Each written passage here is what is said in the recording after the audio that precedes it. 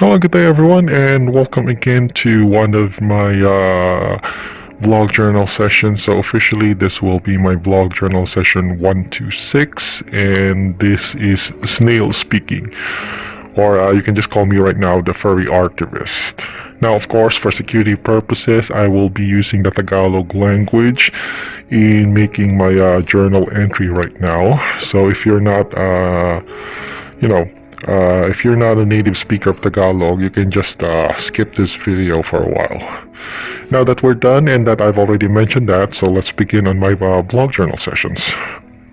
So, i-ano ko lang ngayon kung ano yung ano ko.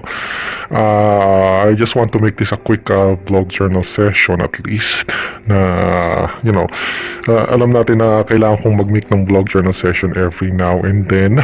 Just as basically para i-describe ko din kung ano yung nangyayari sa akin. So, first off, kung nakikita niya, medyo nag-iba ako ng konti ng aking costume. From green ngayon, medyo black na ako. But usually, dalawa naman talaga yung costume na dinala ko lang na talaga ngayon eh. So, probably baka sa sunod na barko, medyo mag-change ulit ako ng costume ko. So, anyway, nung kahapon, medyo umakyat na ako sa bridge kasi kahit summer ngayon sa Europe, dumidilim siya. At least, umakyat ako nung 11 o'clock na ng almost hating gabi. So, nagstay lang ako ng mga isang oras doon. I don't know ngayon, since yung barko namin, pababa ngayon, headed south. So, baka probably, gumabi siya ng mas maaga. Like, siguro 10:30. I don't know. But reasonable naman kasi yun na umakyat ako kasi well, I think parang narinig ko yata na pag 8:12 ka or gwardiya ka sa 8:12, probably basta dumilim na yung paligid, magdumilim na yung paligid, na ako, yun nga, akyat na ako sa bridge. So, yun, nung 11 o'clock, nagstay lang ako ng sa totoo lang, ayokong umakyat ng bridge nung araw na yun. Hindi dahil sa para gawin ko yung trabaho ko, pero ayokong umakyat ng bridge kasi baka itong si AB magulang isisi na naman sa akin o ibuntong na naman, may sabihin na naman regarding sa mga yung mga pinagkapihan doon sa lubabo ng bridge. Nakakasar lang kasi ang pagkakahuling tanda ko ang gwardiya ng 12-4, si AB magulang, gwardiya niya yun, siya dapat ang in charge sa mga ganyang bagay, sa mga pinagligpitan ng mga tasa at pinag-inuman. Parang pinapalabas niya pa noon sa akin na bago ako umakyat ng bago matapos ang gwardiya ko ng 8:12, parang gusto niya iligpit ko pa daw yung mga nakatambak daw dun na pinag-inuman or pinag-anuhan ng tasa sa bridge. Well, una, I disagree sa kanya sinasabi. Kasi una, last I check, ang mga gwardiya ng 12-4, nung 12-4 ako ang in charge sa ganyan na sa paglilinis. Ngayong siya ang in charge, anong silbi niya kung ayaw niya maglinis? Trabaho niya yun. Pangalawa, yung sinasabi niyang tambak daw ng mga pinggan at tasa doon, technically, 2 tasa lang yun at hindi niya pa maayos o mapakinggan o hindi niya pa mailigpit. Ewan ko kung saksakan siya ng tamad o saksakan siya ng gulang, pero I'll be honest, hindi magandang ehemplo yung ganyan na lahat na lang ng bagay sinasabi. Masyadong, ewan ko ba, trabaho niya yun trabaho niya bilang 12-4 na gwardiya na panatilihin na maayos ang bridge at malinis. Kasi nung 12-4 ako, ganun ang ginagawa ko. At syempre, kinikriticize nila ako dahil doon sa hindi raw maayos na paglilinis. Well, wala naman ako may reklamo ng dati kasi 12-4 naman talaga ako at nakalagay sa duties and responsibilities ko. Pero ngayong 8:12 na ako na nagwardya, hindi ko na trabaho yun. Trabaho niya na yun. So, wala lang. Nababanggit ko lang kung gaano kakupal yung mga kasama ko dito na AB sa barko. And nakakaasar lang kasi yun nga, kung ako ang gagawa ng trabaho na yon na para linisin pa yung mga mga pinag-inuman na tasa o sino man ang uminom doon, anong silbi niya? Di ba? Trabaho niya yun as far as I'm concerned. Tapos ngayon irereklamo niya. And ito pa ang worst part, ichinichismis pa ako sa mga kasamahan ko dito na hindi ko raw nilinis ang lubabo ng 12-4. hindi ko naman kailangan.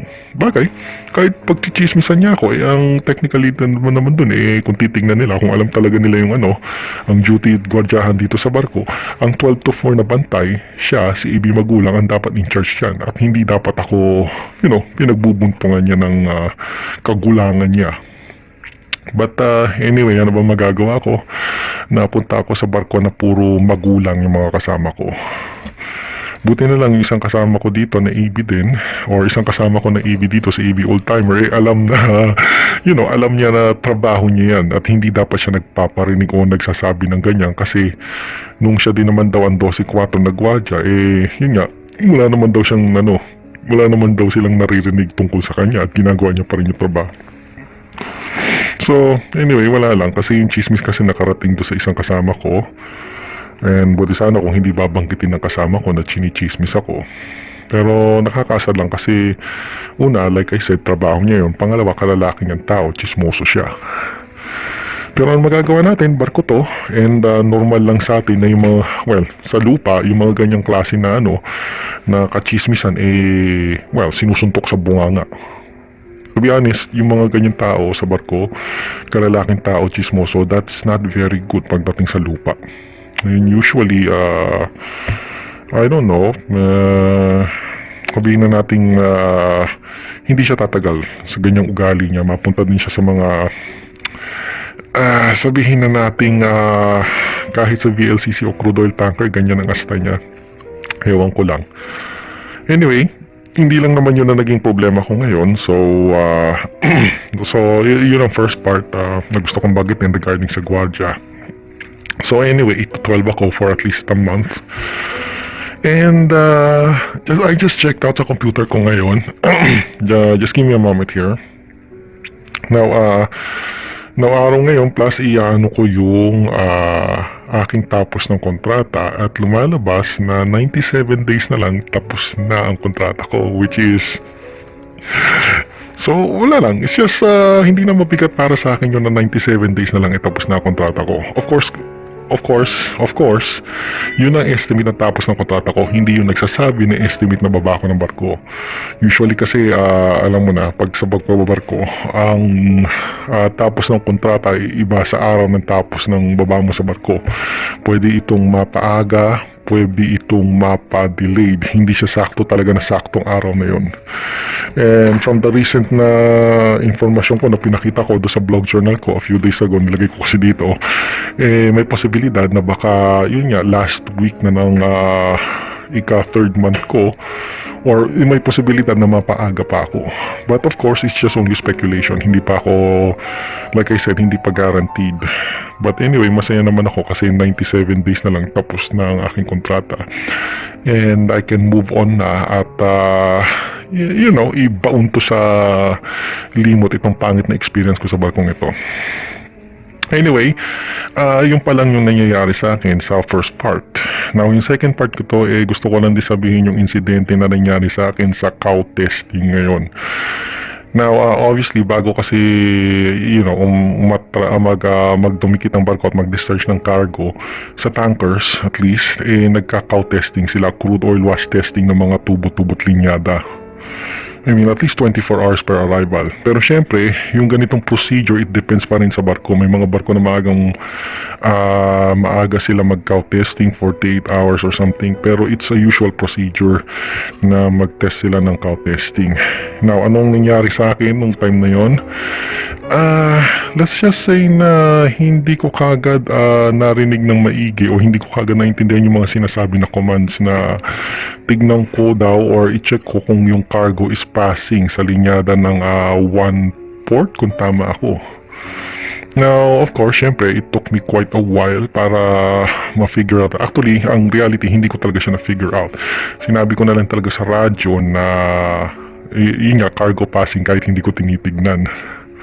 Now, ito ang doon. Okay, although hindi ko ma-find out yun, pero ang nakakaano dito yung mga kasama ko. Sa halip na tulungan nila yung tao na medyo nag-i-struggle kung saan yung lugar na yun, itong mga taong ito, hindi man lang din tumulong. Na ewan ko, pero parang ang ugali ng mga tao dito is hahayaan ka lang at parang gusto pa nila na makita ka nila na, nahihirapan na i-figure out kung ano yung gagawin. Nakakaasar lang kasi sa barko, supposedly teamwork dapat yan. Pag nakita mo yung kasama mo nahihirapan, dapat tutulungan mo. Sila din naman nagsasabi yun, bukang-bunga nga din nila yun. Pero, of course, sila lang, siyempre. Pero nung nakita ko kanina, nung nagka-cow testing at ako nahihirapan, wala man lang sa kanila ang you know, wala man lang isa sa mga kasama ko sa barko na nagbigay ng tip kahit kailan, kahit man lang na sabihin dito ka maghahanap dyan sa may pabor, itong tubong ito specifically. Which is, wala lang, nakakadismaya lang yung mga ganong klaseng kupal na tao sa mga barko. Pero like I said, yan ang realidad ko ngayon. Kupal ang mga kasama ko sa barko. And parang gusto pa nila na nahihirapan yung crew nila or kasama nila sa barko. Samantalang sila, pag sila nahihirapan sa isang bagay, gusto kagad nila may tumulong kagad sa kanila. Well, nakakasar lang kasi itong pampan na to, yun nga, parang hindi man lang nagbigay ng tulong na sabihin, hanapin mo tong ganitong ono to. At parang dinahilan pa nila ng mga kasama ko dito, parang para daw matuto daw ako kung ano yung hahanapin ko. Ganun ba? Kung gawin ko kaya sa kanila yung ginagawa nila sa akin, so palagay mo matutuwa sila. Ewan ko, pero nakakadismay yung mga ganong klaseng tao sa barko. Bili mo, sila katulad ng isang instance na nagpapalit kami ng reducer sa manifold area dito sa stribor, nakita nila na hindi ko sila tinutulungan. Abay, nagdabog ba parang sabihin, oy, hawakan mo to. Parang alam mo yon. Ngayon, kung baliktarin ko yung sitwasyon at sila yung nag-check ngayon ng cowline at na ganun gawin, ulitin ko ulit gawin yun, at ano kaya mararamdaman nila. Kaya nakakatamad na matumulong dito sa barkong ito sa mga kasama mo sa barko kasi kumakupal talaga And to be honest, hindi naman din ako dapat magaganyan ng ugali, to be honest, kung hindi rin hindi sila kupal. Basta sa akin, dumidepensa lang ako. Nakakasad lang kasi yun nga, nagpe-pressure test ng cowline, hindi man lang hinayaan lang ako doon na mag-isa na gumawa ng kung ano-ano doon. Katulad nung example, parang diskumpiyado pa sila na parang hindi ko raw alam yung cow drain line. Buti na lang, nagbasa ako nung nung nag-check ako ng cow line pressure. Nakita ko sa baba na ang cow line pala, cow drain line, nasa baba ko lang. Wala lang, nakakasar lang na supposedly dapat sa mga ganitong working environments, cooperative yung mga tao and collaborative and nagtutulungan. Pero yun nga, itong mga kasama ko ngayon sa barko sadyang napakakupal ng ugali and parang gusto pa nila na nahihirapan ng tao para matuto daw, which is nakakaasar lang. No, pagka ganyan ang environment, it only proves na hindi dapat talaga ako manatili sa ganyang klaseng barko. And bilang sa seaman, alam natin na may maka-encounter tayo ng mga ganitong klase na mga kupal na tao sa barko. So, para sa akin lang, on my behalf, kailangan na maging handa tayo kasi may mga gago talaga na tao sa barko. Buti pa yung Afghan na kadete namin dito, yung Afghani na kadete namin, alam yung isang point na sinabi niya na nag-agree din ako.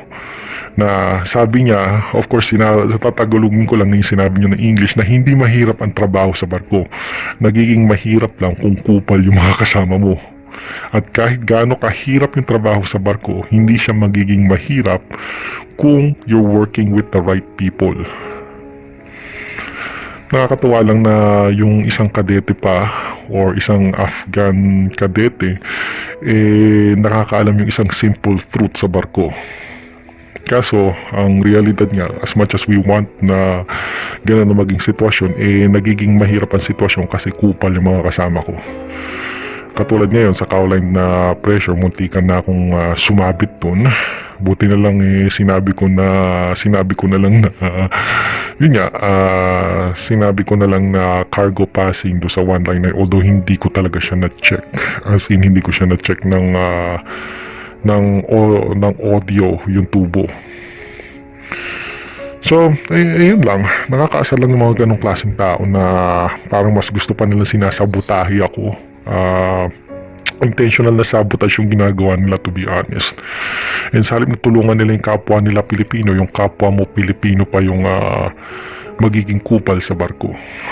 Now on my case, muntika na ako kanina, to be honest, na mabulilyaso yung trabaho ko, and well, actually hindi ko naman talaga trabaho talaga to ng pumpman, pero nakakaasar lang na yun nga, trabaho nila yun, ako pa gagawa, at wala man lang pakonsuelo na nakikita nyo yung kasama nyo na nag-i-struggle sa ganyan, parang gusto nyo pa na pinapahirapan nyo pa sa trabaho at sinasabotahin nyo pa.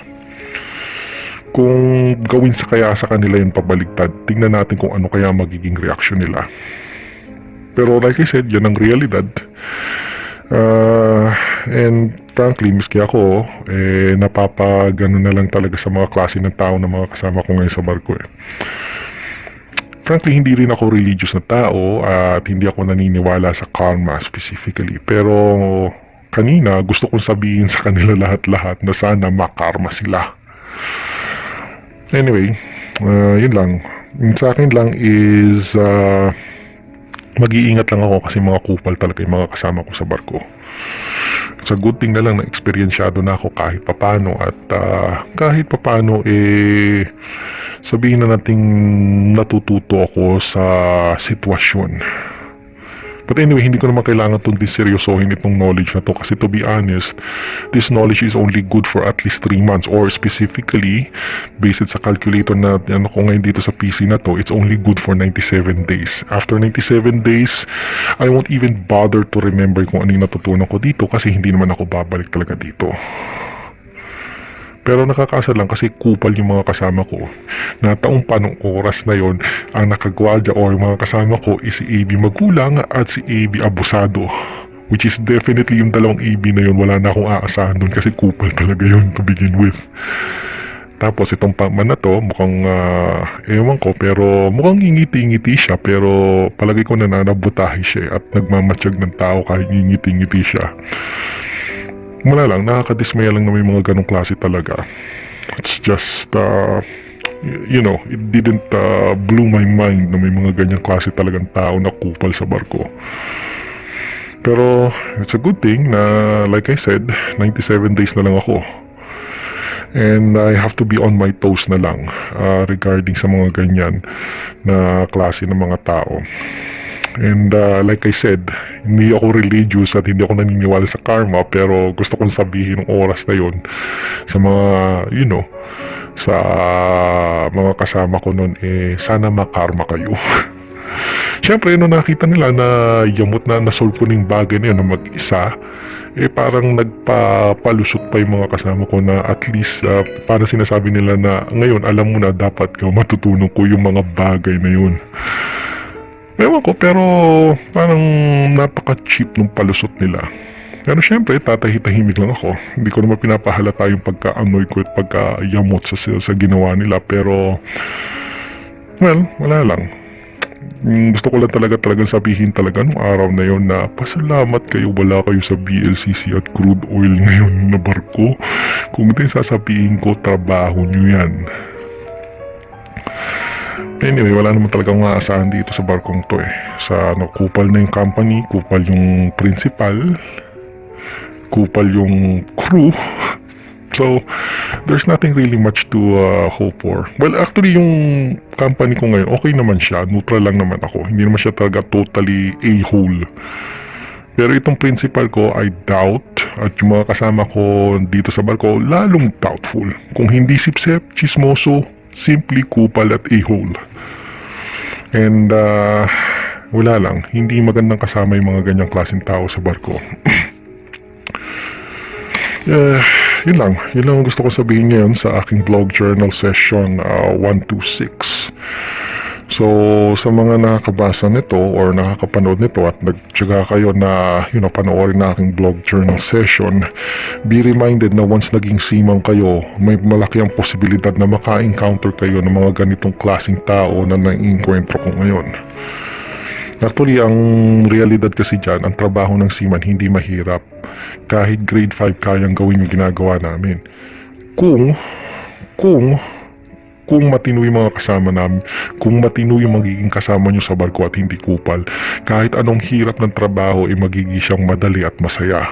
Pero katulad nito, medyo kung tutusin nga itong shuttle tanker na to, kung medyo magaang-gaang siya kung tutusin mo kaysa sa VLCC na, well, hindi naman magaang-gaang pero at least kahit paano madali siyang intindihin. Pero nagiging komplikado yung trabaho ko at buong kontrata ko ngayon, hindi dahil kupal, okay, hindi dahil do sa trabaho itself, pero kung hindi do sa sa mga kupal na opisyal ko sa barko at kupal na mga kasamahan kong Pilipino sa barko. It's just nakakadismaya lang na kapwa natin Pilipino laban sa kapwa natin Pilipino. Yan ang dapat nating isipin sa pagiging seaman. Kaya kung bago kang seaman at napapanood mo to, yun ang dapat ikonsidera nyo. Ikonsidera nyo na may posibilidad na mga kupal na magiging kasama nyo sa barko at kailangan maging handa kayo. At kailangan na siguraduhin nyo na lumalabang kayo sa barko. So, yun lang. I guess, yun lang ang magiging vlog journal entry ko ngayon for vlog journal session 126. And I will keep updating my blog as long as I can para, just na, gusto ko lang talagang ma-record ito and officially kung ano yung nakikita ko ngayon sa aking environment, sa working environment. It's mahalaga tong informasyon na to at knowledge na to be honest. So yun lang, this is the Furry Archivist. Have a great day and see you around on my next blog journal session. Bye for now.